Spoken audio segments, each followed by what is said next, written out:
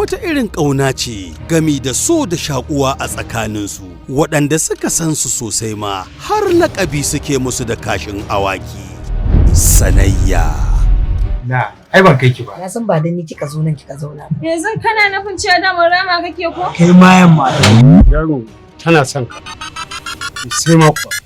Sanayya. To amma me zai iya shiga tsakaninsu har ya yi masu farraƙo soyayya? Wai me yasa dan Allah iyakanki kawai kika sani? Ya haka? Fitan min daga mota. Haba malam. Kai ka ji yadda aka sayo haka aka sayar. Menene? AMK Film Productions ke gabatar muku da Sanayya Series. Ɗan uwan juna ne da ke zaune cikin aminci amma soyayya za ta raba su.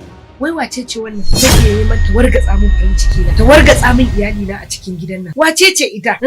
Dama an ce tsintuwa ba sata ba, tunda in mai shi ya gani a bashi abinsa. Ban sani ba ko ana haka a soyayya, amma duk yadda abu yayi zafi to ai dubi da wannan tafiyar Sanayya. Tabbas Yusra.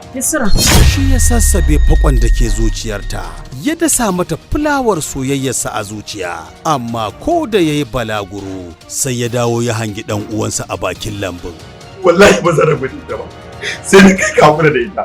Idan kaga kare yana sunsuna takalmi, to da alama ɗauka zai yi. Sanayya, labari da kuma tsara shi Adam Abdullahi, mataimakin mai bada umarni Dini Satima, shiryawa da ɗaukar nauyi Abu Muhammad, mataimakin producer Nafsan Boy FKD, bada umarni Kabiru KYH Samunaka.